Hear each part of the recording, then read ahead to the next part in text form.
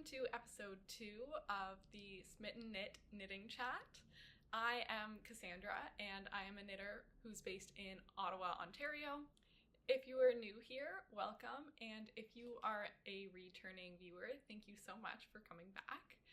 Let's hop right into finished objects. As you might be able to tell, I am wearing one. This is the C-Class sweater by Wool & Pine Designs. And since last time, I really just had to weave in the ends. I finished knitting this in November of 2025, so it is long overdue to actually be a finished object. I have washed it and I didn't really block it. I don't have blocking mats, so I just stretched it out in the areas where I wanted a bit more space and let it dry on my drying rack.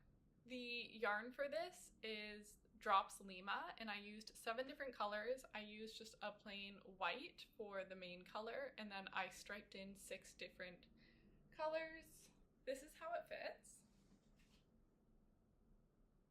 You can obviously see that there is a seam along the arms and along the back. Fit-wise, I think it sits just perfectly like at where my pants typically sit. I think it's really good that way. And then the sleeves, I think that they're a good length, but they are just a little bit tight around my arms. I did really try to stretch them out when I was letting it dry, but it is just like kind of tight. You can see like the contour of my arm, and that's just not exactly what I was going for. But I didn't gauge swatch, so it is my own fault. Also, because it's a circular yoke, it really doesn't allow me to like move around all that much.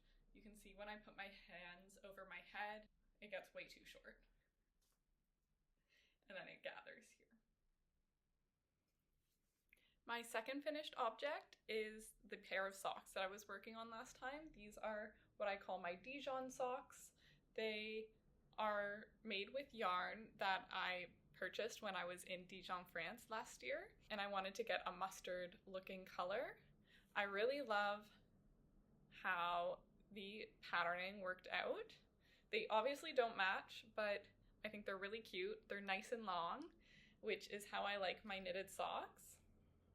I think I did 25 rounds for the cuff and then 75 rounds for the leg. I will put the info about the yarn that I used on the screen, but yeah, I really like them and they fit really well. The next project that I want to talk about is the step-by-step sweater, and it's kind of a finished object. I have finished all of the knitting on it. I just need to finish weaving in my ends. So I guess I can show it to you inside out first, because that is how it is right now for weaving in the ends. You can see this is the back center, and you can see where I've woven in all my ends. And then I still have the ends on the sleeves to do. And I am slowly but surely getting through them. So this is what the sweater looks like. I think it turned out so cute. I think my brother's gonna love it. It obviously still needs to be blocked. You can see the ribbing is really cinching in at the bottom. So this is what it looks like on me before it's blocked. You can see the sleeves are pretty long.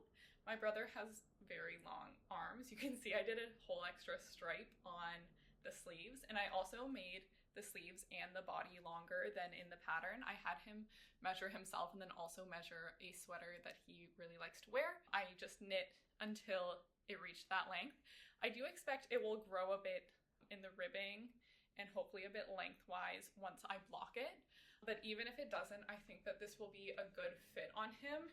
He is a man, so he's wider than I am, but we are similar heights. He's a little bit taller than me, but I think that this will be just perfect. This is it at the back. And this yarn, it feels really soft against the skin. It is Drops Nepal. I guess I should have mentioned the Drops Lima for my C-Class sweater. I do find it a little bit itchy, which is why I'm wearing a tank top under it. I was expecting to be able to just wear it on its own, but that's okay. This yarn, on the other hand, is quite soft. I guess if you're really sensitive, you might not like it, but I think that it is really lovely. The oversized fit might also help with that because there's less negative ease in the sea glass sweater. I think that contributes to it being a little bit scratchier. So yeah, I just have to finish weaving in the ends on this. There's no huge rush. I don't know when I'm seeing my brother next, so I will just slowly pick away at it and it will get done hopefully in the next couple weeks.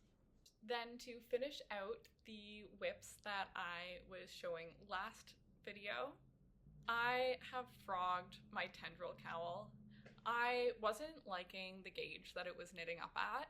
I thought it was too loose, and so although it looked beautiful and the yarn is so soft, I just thought that it wouldn't be warm and that the wind would cut right through it, which is really not what I need in a cowl living in Ottawa.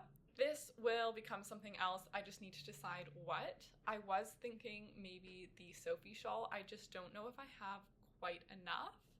And it's such a beautiful yarn and it's so special to me that I want to make sure that it's going into something that I will really love and I'll actually use. So you will see this again, just maybe next winter.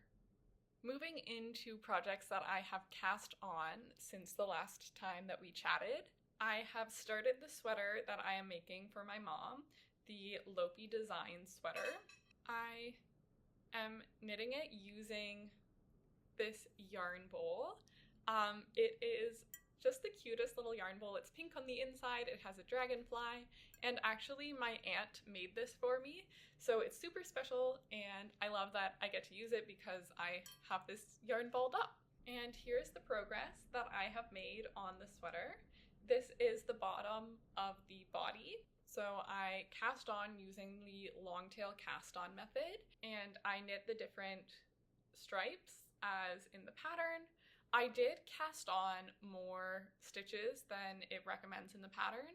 It tells you a number and then it tells you to increase your stitch count in the last row of ribbing before starting the color work in the body. But I did that initially and my mom tried it on. It hadn't been blocked, so it was going to be a little bit smaller. She just thought it was a little bit too small. So this time I just cast on the total number of stitches for the body itself, and I didn't do any increasing after the ribbing. And I think it looks good. It does want to kind of curl up, as you can see, but I think once it's blocked, it will sit flat. These are my floats, in case anyone wants to see that. I think I did a good job with the floats. When I do color work, I do two-handed. Typically I'm an English knitter, so I throw the yarn, but for this I held the light green in my left hand and I picked it continental style. I am not great at knitting continental, so if I have long stretches of the color in my left hand, I typically end up switching it to my right hand. I know you're not supposed to do that, but knitting is supposed to be fun and not supposed to hurt your hands. So that's what I do. And I guess the one other interesting thing that I'm doing for this sweater is all of the non-main colors. So the blue is the main color. And then for all of these, I'm actually holding a worsted weight double to make the same gauge as the bulky main color. This is working up super quickly because it is such a bulky weight. So I'm hoping to have most of the body done by the time I see my mom at the beginning of April, and potentially I could have part or all of one of the sleeves done. The main yarn that I'm using in this sweater is Cascade Yarns Eco Plus. It is 100% Peruvian Highland wool, and all of the contrast colors are Cascade Yarns Cascade 220, which is also a 100% Peruvian Highland wool. And I will have all of the colors listed in the description below. There's just too many to name. I am keeping all of the extra yarn in this basket, as well as the needles for the ribbing. I think that's all I have to talk about this sweater. The last knitting project that I have to talk about is my purse project, which is another pair of socks. These are my Dijon 2.0 socks. So I am using the leftover mustard yarn as the main color, and this leftover green yarn is the contrast color, which I think is Laine Super Socks in maybe the Dublin color. It came in a 5-pack that I got during a wool clearance sale. They're just going to be shorties. You can see I'm just in the middle of working the heel turn. It's a heel flap and gusset, slip stitch. That's what I learned to do when I first learned how to make socks, and I've tried an afterthought heel. I just don't like it as much, and I haven't really ventured out past that. These are going to be for my boyfriend. Since we traveled to Dijon together, I thought it would be fun if we had kind of matching Dijon socks, even if they aren't completely matching. I have 72 stitches. This is what he finds the most comfortable. And yeah, these aren't a priority. I work on them when I'm bussing, when I'm out and about and just want to do a little bit of knitting. The last project I have to talk about is not actually a knitting project, it is a cross-stitch project. I have only ever done one small cross-stitch kit before, and then I got a crazy idea to make a cross-stitch version of my best friend's engagement photo to give as a wedding present this fall.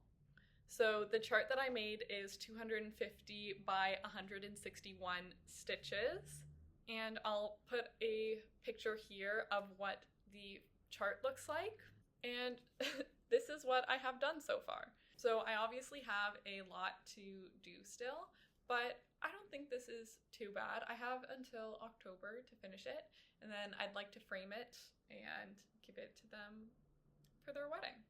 It will be a lot of work. I hope that I actually end up finishing it. Knitting is definitely my main craft, so sometimes I have to kind of force myself to work on it. But once I pick it up, I find it is so satisfying to see the shapes come together. I also do the technique where I do one arm of the cross in a chunk of where the color is going to go, and then I go back and I do the other arm, and I find that is a really good rhythm. Yeah, I am a baby cross stitcher though, so if you have any tips, tricks, recommendations, please let me know. That is it for the crafting related content, but I did want to quickly chat about the books that I'm reading. Last time I mentioned I was reading The Big Four by Agatha Christie with my book club, and I haven't read any more of that. I'm still waiting for other people to finish the chapters so that we can chat about it, talk about who we think is who and what's going on, make predictions for what's going to happen in the rest of the book. Hopefully we'll meet soon, and then we can keep going on that. But in the meantime, I have started reading this book, which is The Guardian by Nicholas Sparks. It is really cute so far. It's an easy read. It was kind of sad at the beginning, but I find the characters are interesting. This is the first book I've read by Nicholas Sparks, and I don't know that his writing style is like the most prolific, but it is a fun, easy, cute romance read. And then lastly, I have also borrowed A Court of Thorns and Roses from my library on my Kobo. And I obviously started reading this because Sarah J. Maas announced that the next 2 books of the ACOTAR series are coming out this fall and then early next year. So I just wanted to reread, get a refresher on the series. The first couple books of the series I did listen to as audiobooks the first time around, so I think that it will be nice to actually read the books because I found the audiobooks weren't always so easy to follow, especially because there is mind speaking in this series. It could be difficult sometimes to differentiate when they were speaking mind to mind versus when they were actually speaking out loud and everyone was privy to the conversation. So yeah, that's it for my reading. So that is all for this episode. Thank you so much for watching, and I will see you soon. Bye!